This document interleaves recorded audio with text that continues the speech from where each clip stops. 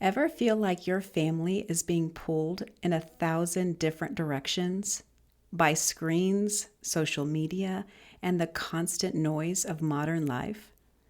What if I told you there's a way to find peace in the middle of all that chaos? Imagine your home as a place where stress doesn't rule the day, where technology doesn't steal your joy, and where hope is stronger than any like or follow. Today, I'm sharing 6 powerful ways to anchor your family in peace, no matter how wild the storm outside gets. Ready to reclaim your family's peace? Then turn up the volume, find a comfortable place to sit, and let's dive in. Welcome to the Happy Family Coach Podcast, your guide to rewriting the story of your family's legacy. I'm Danielle Alvarez-Greer, here to help you navigate the twists and turns of family life, faith, and personal growth. Get ready for practical tools, spiritual insights, and heartfelt conversations to transform your family dynamic. Welcome to the Happy Family Coach Podcast, where real-life challenges meet real solutions. Hey everyone, welcome back to the Happy Family Coach Podcast. I'm your host, Danielle Alvarez-Greer, and today we are going to dive into Romans 5, verses 1 through 8, to tackle something we really all need more of, peace and hope. We are going to see how this powerful passage can help us tackle the challenges of today's modern life.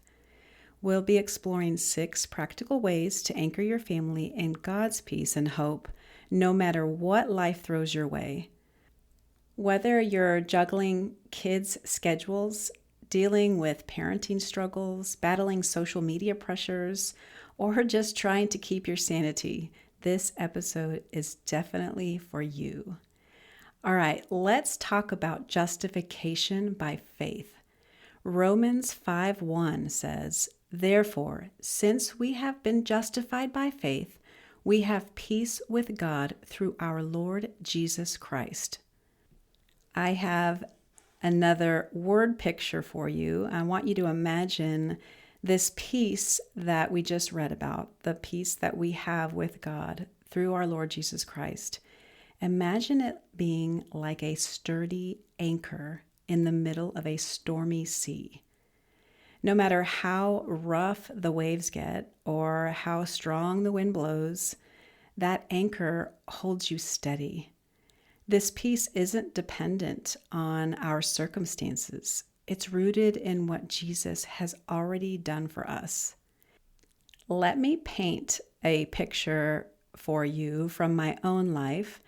I want you to imagine it's one of those chaotic mornings where everything seems to be going wrong. The kids are arguing over the last bagel. The dog just vomited all over the keeping room rug. And you are already late for a doctor's appointment. Yes, I was late for a doctor's appointment. And in the midst of that chaos, it felt like I was being tossed around by the waves. And I imagine when life gets hectic for you, it can feel the same way. But then, like an anchor dropping down, the realization hits. I have peace with God. I have peace with God. I have peace with God. It's like that anchor is suddenly holding you in place, giving you the strength to take a deep breath and face the storm with calmness and confidence. So for all you parents out there, modeling this peace is crucial.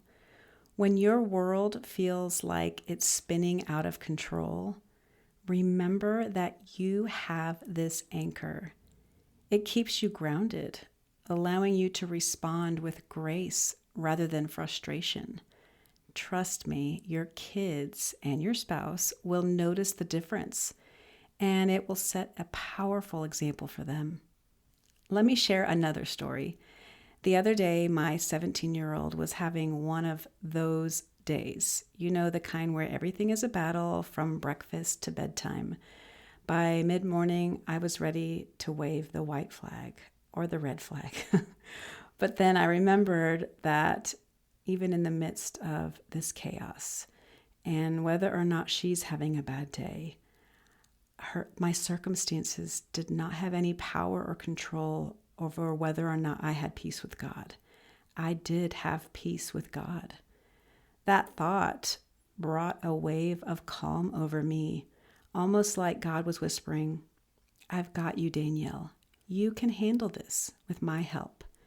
I just want to encourage you, moms and dads out there, when you're ready to pull your hair out because your toddler just drew on the walls again, or your teenager is giving you attitude for the umpteenth time, remember that you have peace with God. It's not just for the quiet moments when everything is going right.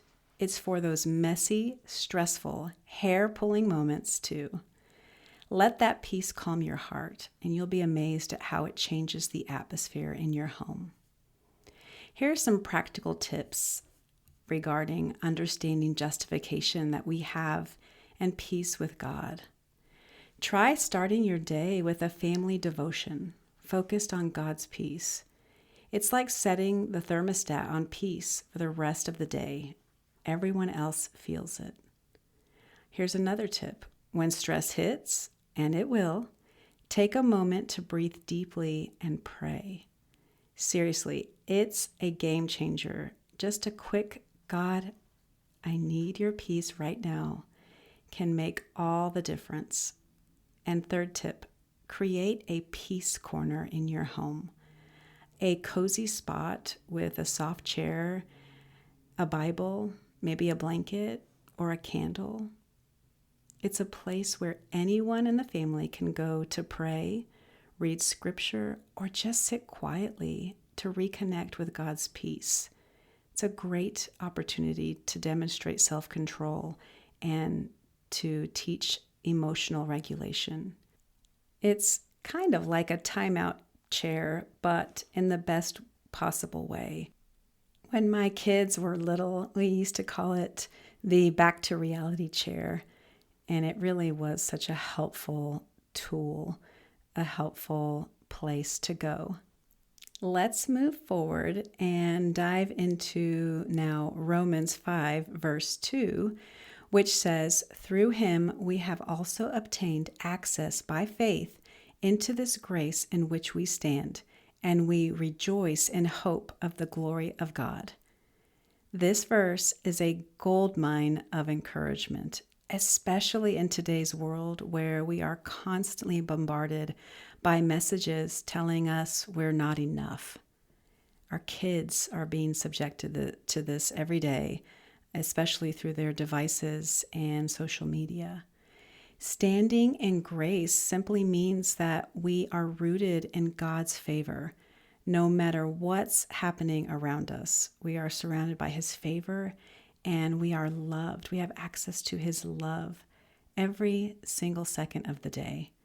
It's like having a firm foundation under your feet that doesn't shift, even when life storms try to knock you down. But here's the kicker. This grace is something we didn't earn, and we can't lose it. It's a gift that God freely gives us just because of Jesus. Now let's talk about how this might apply to our modern lives, particularly in the age of social media. We're living in a world where everything is about instant gratification and comparison. You scroll through your feed and it's like everyone else has it all together. The perfect family, the perfect vacation, the perfect life. And suddenly you start feeling like you're missing out, or worse, like you're not enough, or even worse, that something's wrong, that maybe you're questioning whether or not God's plans for you are good enough. But here's the truth. Your worth is not defined by the number of likes or followers you have. It's not about keeping up with the Joneses or meeting the world's standards. It's about standing in God's grace, When you anchor yourself in that grace, you begin to realize that you are enough because He says you are, not because the world says you are. You don't have to strive for approval or validation from anyone else. Here are a few practical tips. Have a gratitude journal. Start a family gratitude journal. And each day, take a few minutes to jot down things you're thankful for, moments where you see God's grace at work. This simple practice helps shift your focus from what you don't have to what you've already been blessed with. And trust me, it changes your perspective in a huge, huge way. Here's another practical tip. Have a tech-free zone. Or maybe you can set up some scheduled times where everyone in the house goes tech-free for a certain amount of time, for a duration that you set and you agree upon. Maybe it's during meals or the first hour after everyone gets home from work or school. Use this time to connect with each other instead and remind yourselves of the grace that you all stand in, rather than getting sucked into the comparison game online. A third practical tip is affirmation. Make it a habit to affirm each other regularly. Point out the strengths, gifts, and qualities you see in each other that reflect God's grace, whether it's at the dinner table or during a family meeting. Take time to speak life into each other. This not only builds up your family, but also reinforces the truth that your worth comes from God, not from social media or external achievements. When we stand in grace, we also rejoice in hope, the hope of God's glory. And this hope is rock solid. It's not based on circumstances or fleeting feelings. It's rooted in God's unchanging nature. So the next time you feel like you're not enough or that you're missing out, you have FOMO, remember to anchor yourself in God's grace. Rejoice in the hope that comes from knowing who you are in Him, and teach your kids to do the same. This will transform the way you navigate the pressures of technology and social media. Now let's turn to Romans 5, verses 3 through 4, where Paul says something that might make you raise an eyebrow at first. He says, "Not only that, but we rejoice in our sufferings, knowing that suffering produces endurance, and endurance produces character, and character produces hope." In summary, Paul is encouraging us to rejoice in our suffering. Rejoicing in suffering. That is a tough pill to swallow. Am I right? But if we just hang on for a second, because there's such incredible wisdom here for us, especially for families navigating the challenges of modern life. It's so applicable to our lives today. But let's be real with one another. Suffering isn't something we naturally want to rejoice in. When we think about suffering, we think about the big stuff. A major health crisis, a diagnosis, the loss of a loved one, or a devastating financial blow. But suffering can also be found in the everyday struggles that wear us down over time, like the exhaustion of parenting, the tension in a blended family, or the constant battle with technology, electronic devices, and social media that pulls our attention away from what really matters. For parents, suffering might look like the daily grind of trying to keep the household running smoothly while dealing with tantrums, sibling rivalry, or the heartache of seeing your teenager struggle with self-esteem issues. For young adults, it might be the pressure to succeed in school or work, all while trying to navigate the often toxic environment of social media. But here's the thing. Paul isn't telling us to rejoice in suffering because suffering itself is good. He's telling us to rejoice because of what suffering can produce in us if we let it. Endurance, character, and ultimately hope. If we think of suffering as a refining process, just like gold is purified through fire. Our character is strengthened through the trials we face on a daily basis, the small ones and the big ones. Here are some practical examples. Family conflicts. Let's say you're dealing with a lot of tension at home. Maybe your teenager is pushing back on boundaries, or there's friction in your blended family over different parenting styles. Instead of seeing these conflicts as purely negative, try to reframe them as opportunities for growth. This is where endurance comes in. It's about pushing through those difficult conversations and not giving up on each other, even when it's hard. And over time, this builds character, not just in you, but in your kids as well. Now think about the struggles with technology and social media. Maybe your kids are constantly glued to their screens and devices, and it's causing issues with communication and connection in your family. It's frustrating, right? But instead of just fighting against the tide, use this challenge to build endurance by setting consistent boundaries about social media and technology, and then sticking to those boundaries.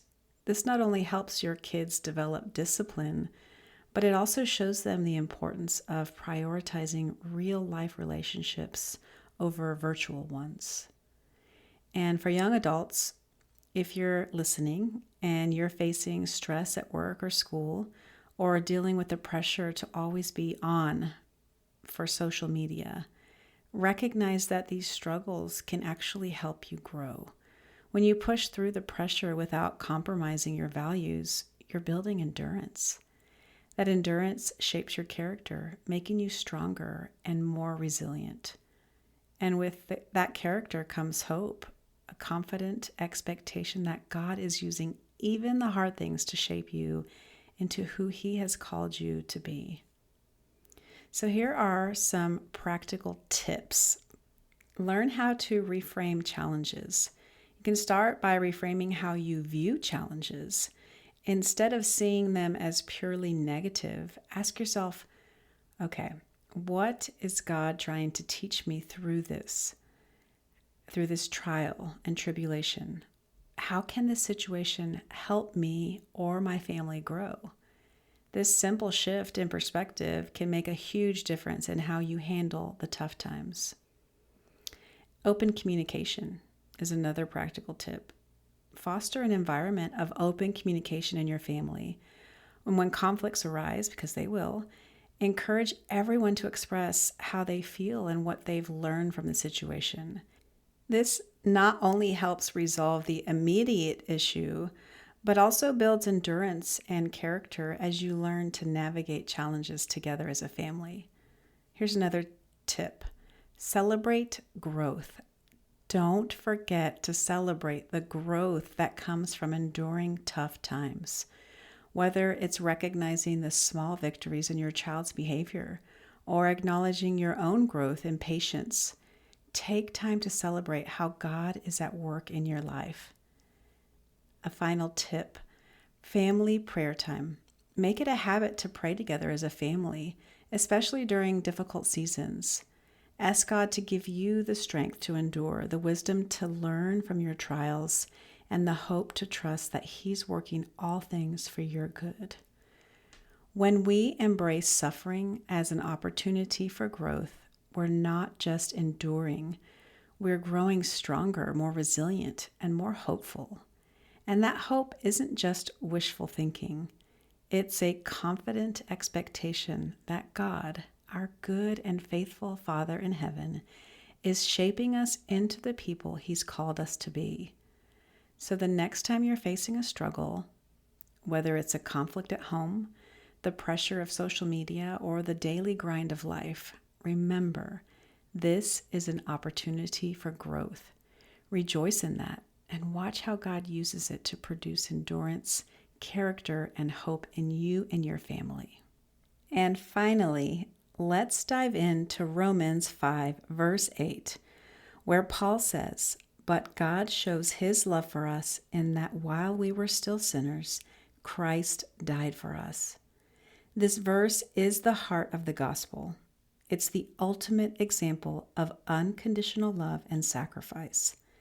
And it's something we all need to be reminded of, especially in a world that often values performance over grace. I'm guilty of that. Let's take a moment to really reflect on what this means. While we were still sinners, before we ever tried to get our act together, Christ made the ultimate sacrifice for us. This is the kind of love that doesn't wait for us to be perfect. It meets us right where we are, flaws and all. And this is the love we're called to model in our families. In today's world, where instant gratification is the new norm and everything seems to be about me first, the concept of sacrificial love can feel countercultural. We're constantly bombarded with messages that tell us to put ourselves first, to get what we deserve, and to not let anyone stand in the way of our happiness. But the gospel flips that on its head. It tells us that true love isn't about what we can get, but about what we can give. Here are some practical examples for this verse, Romans 5:8, about God's love and sacrifice. Think about how this plays out in parenting. There are countless moments each day when you and I are called to put our children's needs before our own, whether it's getting up in the middle of the night to soothe a crying baby, sacrificing our free time to help with homework, or just listening to our teenagers talk about their day when you really don't have any room to listen because you're exhausted from your own day. These are all small but significant ways you live out sacrificial love. It's not always easy, but it's incredibly powerful. I want to clarify that parenting with sacrificial love does not mean becoming a bossy helper. And if you've been listening to my podcast all along, then you know all about the unhappy kid triangle and how dysfunction plays out on this unhappy kid triangle. And the bossy helper role has a negative core belief that believes their needs aren't important, others' needs are more important than theirs. But it's not this sacrificial Christ-like love that I'm talking about here. There's a secret manipulation here because they're hoping that if they can take care of someone long enough, hard enough, if they can be their child's best friend or their teenager's confidant, that if they can just make them happy, in return, they will get to feel happy. So it's actually not sacrificial love, it's selfish. So I want to just make sure that I give that distinction. Parenting with sacrificial love means that I'm asking the Holy Spirit to help me to be a better parent, to have empathy instead of sympathy for my children or my loved ones. Another practical tip or example of this sacrificial love is in our marriages. Sacrificial love in marriage might mean choosing to serve your spouse even when you're not feeling particularly loved yourself. It might look like forgiving when you've been wronged or putting your spouse's needs above your own desires. This kind of love strengthens the bond between you and shows your children what true love looks like.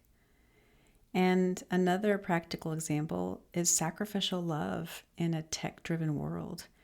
In our tech-driven world, sacrificial love might mean setting aside your own desire to scroll through social media so you can be fully present with your family. It could mean turning off the TV to have a meaningful conversation with your spouse or kids, or sacrificing the need to respond to every notification in favor of creating undistracted family time. It's about choosing real life connections over virtual ones, even when it's inconvenient. Here are some practical tips to demonstrate this sacrificial Christ-like love. One way to model sacrificial love is by engaging in a family service project, whether it's volunteering at a local shelter, preparing meals for a neighbor in need, or organizing a community cleanup. These acts of service teach your kids the value of giving without expecting anything in return. It's a practical way to live out the love of Christ in your community. Another practical tip is daily acts of kindness. Encourage your family to practice daily acts of kindness. This could be something as simple as preparing a favorite snack for a sibling, or writing a note of encouragement, or attending another sibling's sporting event and being a cheerleader on the sidelines. These small gestures of love add up, and they help to create an atmosphere of grace and selflessness in your home. Another practical tip is to prioritize quality time over screen time. In a world where screens often dominate our attention, make it a priority to set aside time for real face-to-face interactions. This might mean having a family game night, going for a walk together after dinner, or simply sitting down for a device-free dinner. A rule in our family is no devices at all anywhere near the dinner table. These moments of connection are a way to show love through your presence, reminding your family that they matter more than any text, email, or social media post.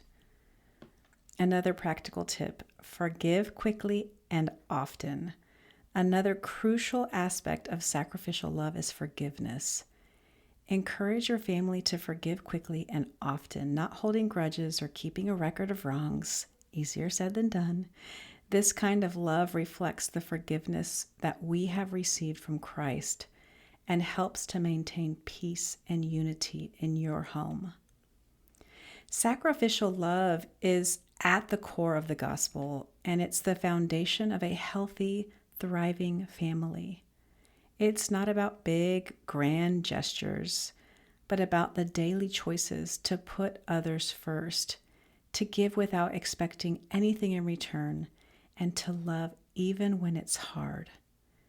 By modeling this kind of love in your home, you're not only reflecting the love of Christ, but also teaching your children what it means to live a life of grace and service.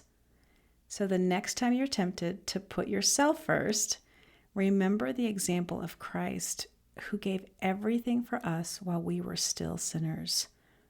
Let that love guide your actions and transform your home. All right, we've covered a lot today, and I want to leave you with 6 practical steps you can start implementing right now to anchor your family in peace and hope, especially in this fast-paced, tech-driven world we're living in. Number 1, start your day with a family devotion. Ground your family in God's peace from the moment you wake up. Spend a few minutes together in prayer or reading a short devotion. It could be something that you do together in the car while you're driving your younger children to school, or while you're quickly gathering something for breakfast. This sets a peaceful tone for the day and reminds everyone of the grace and love we are rooted in. Number 2, create a peace corner or back to reality chair in your home. Designate a small, cozy space where anyone in the family can go to pray, reflect, or just find a moment of calm away from the noise.